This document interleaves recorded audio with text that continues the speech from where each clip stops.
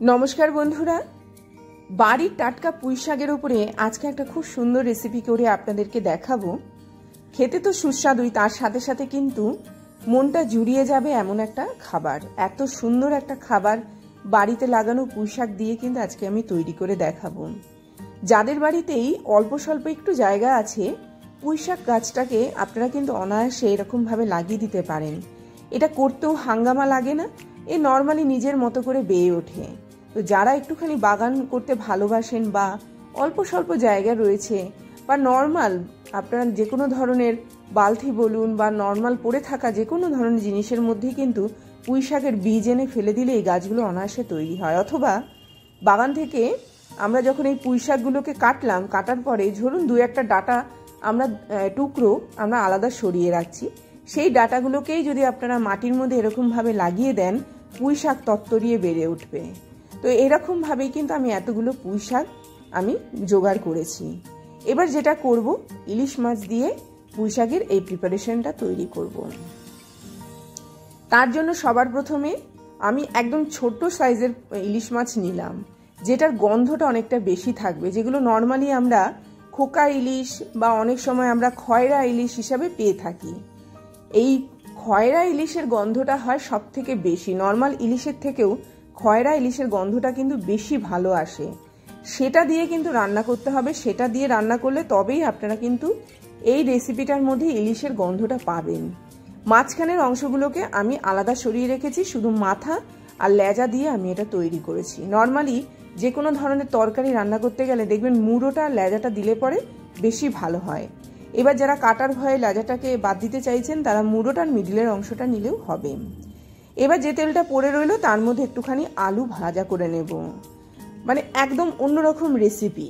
Normal আমরা পুঁই শাকের যে ধরনের রেসিপি খাই সেটার থেকে একটু আলাদা তৈরি করব। একটু নুন হলুদ দিয়ে আলুটাকে প্রথমে যেমন ইলিশের তেলটাতেই ভাজা করে নিলাম, তাতে করে ইলিশ মাছের গন্ধটা সব কিছুর মধ্যে থাকবে, পুঁই শাকের মধ্যে থাকবে, আলুর মধ্যে থাকবে। একটু ঢাকা দিয়ে দিলাম কেন, কারণ হচ্ছে আলুটা যাতে একটুখানি সেদ্ধ হওয়ার সময় পায়। পরে গিয়ে কিন্তু খুব বেশি এটা সেদ্ধ হওয়ার টাইম পাবে না। ভাজার মধ্য দিয়ে আলু একটুখানি এরকমভাবে যদি সেদ্ধ করে নিতে পারেন তাহলে আলুটা খেতে বেশি টেস্টি হয়। এর মধ্যে বেশি করে কাঁচা লঙ্কা যাবে, একটু বেশি পরিমাণে, তার সাথে একটু বেশি করে পেঁয়াজ আমি এর মধ্যে অ্যাড করলাম। এর মধ্যে যত বেশি পরিমাণে কাঁচা লঙ্কার পেঁয়াজটা দেবেন তত বেশি পরিমাণে এর টেস্টটা বাড়বে। তার মানে যদি কোনো ম্যাজিক লুকিয়ে থাকে তাহলে কিন্তু এই পেঁয়াজ আর কাঁচা লঙ্কার মধ্যেই রয়েছে। পেঁয়াজ আর কাঁচা লঙ্কাটা বেশি পরিমাণে দেওয়ার ফলে এটা নর্মাল আমরা যে পুঁই শাকের তরকারি রান্না করি সেটা থেকে সম্পূর্ণ আলাদা হয়ে গেল। এবারে কেটে রাখা ডাটাটা, পুঁই শাকের ডাটাটা সবার প্রথমে অ্যাড করব। সবাই আমরা জানি ডাটাটা সেদ্ধ হতে একটু কম সময় লাগে বলে আমরা পুঁই শাকের ডাটাটা সবার প্রথমে এখানে ব্যবহার করছি। আলু, পুঁই শাকের ডাটা এরকমভাবে দিয়ে খুব ভালো করে কষিয়ে নিয়ে এর মধ্যে একটুখানি হলুদ দিয়ে দেব, একটুখানি সামান্য নুনও আপনারা এর মধ্যে ব্যবহার করতে পারেন। একটুখানি লঙ্কা গুঁড়ো আমি এখানে প্রথমে দিয়ে দিলাম। দেওয়ার পরে একটু বেশি ঝাল হওয়ার জন্য লঙ্কা গুঁড়োটা একটু বেশি ব্যবহার করলাম, কাঁচা লঙ্কাটা একটুখানি বেশি ব্যবহার করলাম। যেহেতু এটা মূলত ভাতের খাবার, তো একটুখানি ঝাল ঝাল হলে লঙ্কাটা একটুখানি বেশ ডলে ডলে খাবেন, তবেই কিন্তু এটা টেস্টটা বাড়বে। এবার এর মধ্যে একদম গ্রেট করে রাখা অথবা থেতো করে রাখা রসুনটা ব্যবহার করব। দেওয়ার পরে রসুনটাকে একটু ভাজা হওয়ার জন্য সময় দেব। রসুনটা একটু ভাজা হয়ে গেলে এটা পুরো সবজিগুলোর সঙ্গে এরকমভাবে মিশিয়ে দেব। অসাধারণ স্বাদের এই রেসিপি অবশ্যই বাড়িতে তৈরি করবেন এবং অবশ্যই খাবেন। তারপরে যে জিনিসটা ব্যবহার করছি সেটা হচ্ছে কুমড়ো। নর্মাল যে আমরা মিষ্টি কুমড়ো ব্যবহার করি সেই মিষ্টি কুমড়ো দিয়ে দিলাম, একটুখানি বেগুন দিয়ে দিলাম। সবচেয়ে ভালো হয় আলুটা ভাজা করে তুলে নিয়ে, কুমড়োটা ভাজা করে তুলে নিয়ে, বেগুনটা ভাজা করে তুলে নেওয়ার পরে যদি এইভাবে ব্যবহার করতে পারেন, কিন্তু তাতে করে তেলটা একটুখানি বেশি ব্যবহার হবে, কিন্তু তাতে করে যে এখানে টেস্টের হেরফের হবে তা নয়। তবে সবজি আগে ভাজা করে নিলে পরে তরকারিটা একটা অন্য মাত্রা পায়, সেটা ঠিক কথাই। কিন্তু অত তেল তো আমরা নর্মাল দৈনন্দিন জীবনে না খাওয়াই ভালো। এক আধ দিন আপনারা অকেশনালি খেলেন সেটা ঠিক আছে। আর যদি মনে করেন সর্ষের তেলে রান্না করবেন, সর্ষের তেলেও রান্নাটা করতে পারেন। তো এবার এর মধ্যে সামান্য একটুখানি আমি চিনি ব্যবহার করব। এই রান্নায় অবশ্যই একটু মিষ্টি ব্যবহার করবেন, তাতে করে রান্নার টেস্টটা অনেক অনেক অনেক গুণ বেড়ে যায়। এবার পুঁই পাতাগুলো আমি এর মধ্যে দিয়ে দিচ্ছি। পুঁই পাতাগুলো দিয়ে দেওয়ার পরে এবার এটাকে ঢেকে রাখবো যাতে এটা খুব ভালো পরিমাণে নরম হয়। অসাধারণ স্বাদের এই রেসিপি অবশ্যই বাড়িতে একবার হলেও তৈরি করুন, করে দেখুন কেমন লাগে। এরকমভাবে পুঁই পাতাগুলো দিয়ে আমি জিনিসটাকে ভালো করে মিশিয়ে জিনিসটাকে তৈরি করব। তো এরকমভাবে দেখুন পুঁই পাতাগুলো দেওয়ার পরে এটা কিন্তু খুব সুন্দরভাবে একদম সেট হয়ে গেল। এবার এর মধ্যে ইলিশ মাছগুলোকে আমি এইভাবে দিয়ে দিলাম।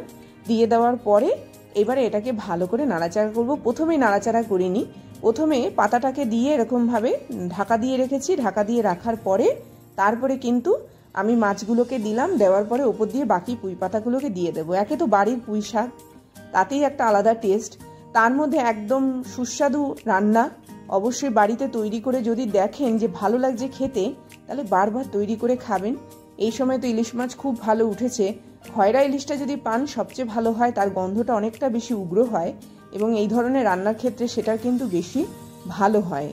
আবারও বলছি, যারা লেজা খেতে চান না তারা মাঝখানের অংশটাকে ব্যবহার করতে পারেন। তবে আমরা নর্মালি মাঝের অংশ দিয়ে একটু অন্য রকমের রান্না করি। আর এরকম মাথা লেজা থাকলে পরে আমরা এই ধরনের পাঁচ তরকারি হোক বা পুঁই শাকের তরকারি হোক তার মধ্যে দিয়ে থাকি। তো এটাকে ভালো করে দেখুন মিশিয়ে নিলাম। পুঁই শাক থেকে প্রচুর পরিমাণে জল উঠবে, সেটা দিয়েই পুরো রান্নাটা হয়ে যাবে। আমি ঢেকে ঢাকনা খুলে বারবার এরকমভাবে রান্নাটা করে নেব। এইরকমভাবে কিন্তু ঢাকা দিয়ে রাখবো, আবার ঢাকনা খুলে ভালো করে জিনিসটাকে এরকমভাবে কুক করে নেব। তো অসাধারণ স্বাদে এই রান্নাটা অবশ্যই তৈরি করুন, অবশ্যই খান। এরকমভাবে একদম মাছগুলোকে তরকারির সঙ্গে মিশিয়ে নিন। এরকমভাবে দেখুন আমি চেক করে নিচ্ছি, আলু কুমড়ো স্যুপ খুব ভালো করে এরকমভাবে কিন্তু মিশে গেছে। সবার শেষে এখানে পরিমাণ মতো নুন আমি এখানে ব্যবহার করলাম। নুনটা দেওয়ার পরে ভালো করে জিনিসটাকে মাখিয়ে নেব। মাখিয়ে নেওয়ার পরে কিন্তু আমার রান্নাটাকে আরেকটু হতে সময় দেব, যাতে করে নুনটাও এর সঙ্গে একদম মিশে যেতে পারে। এবার আর কি, অসাধারণ সুস্বাদু একটা স্বাদের রান্না আপনারা পেয়ে থাকবেন। এরকমভাবে তৈরি করবেন। দেখুন এটা একদম রেডি হয়ে গেছে। রেডি হয়ে গেছে কিভাবে বুঝবেন? এটা একদম ঝোলটাকে টানতে শুরু করবে, আঁচটাকে বাড়িয়ে দেবেন। দেওয়ার পরে এটাকে একদম মাখা তৈরি করবেন। তো এইরকমভাবেই কিন্তু আজকে একটা অসাধারণ রেসিপি তৈরি করলাম, স্বাদে গন্ধে অতুলনীয়। এইবার পুঁই শাক আসলে পরে এবং তার সাথে সাথে ইলিশ মাছ দিয়ে এইরকম মাখা একটা তৈরি করবেন তরকারি, যেটা খেতেও অসাধারণ, করতেও অসাধারণ। আর তাছাড়া হচ্ছে ইলিশের সিজনে পুঁই শাক দিয়ে ইলিশ মাছ না হলে পরে কিন্তু বাঙালির ঠিক রান্নাটা পরিপূর্ণ হয় না, খাওয়াটাও অপূর্ণ থেকে যায়। তো দেখুন আমি এরকমভাবে জায়গায় জিনিসগুলোকে নামিয়েছি এবং এগুলো খেতে এত অসাধারণ হয়েছে যে আমাদের কিন্তু নর্মালি পুঁই শাক দিয়ে ইলিশ মাছের এই রেসিপিটা বারবার হয়। এবার পরিবেশন করলাম। দেখুন সব কিছুই একদম পারফেক্ট হয়েছে, দেখতেও খুব সুন্দর হয়েছে, তেলটাও একদম পরিমাণ মতো দিয়েছি। তো আপনারা এইভাবে গরমের দুপুরে নর্মাল ভাতের সাথে এটা খাবেন, অন্য কোনো কিছুর সঙ্গে নয়, শুধুমাত্র ভাতের সাথে খাওয়ারই একটা রেসিপি। এই বলে আজকের মতো বিদায় নেব। আবার আসবে একটা খুব সুন্দর ভিডিও নিয়ে। ততক্ষণ সবাই ভালো থাকবেন, সুস্থ থাকবেন, দেখতে থাকবেন বৃষ্টির রান্নাঘরে। অবশ্যই চ্যানেলটির পাশে থাকবেন, অবশ্যই চ্যানেলটিকে সাবস্ক্রাইব করবেন। এই ধরনের ভিডিও পাওয়ার জন্য কিন্তু অবশ্যই নোটিফিকেশনটাকে অন করে রাখবেন। বেশি করে এই রেসিপিগুলোকে শেয়ার করবেন, যাতে করে প্রচুর সংখ্যক মানুষ এই রেসিপিগুলোকে পেয়ে থাকে এবং এই ধরনের অসাধারণ রেসিপি আপনারা বাড়িতে বারবার তৈরি করে খান। যদি ভালো লেগে থাকে অবশ্যই তারপরে চ্যানেলটিকে সাবস্ক্রাইব করবেন। এই বলে আসলাম, বিদায় তাহলে।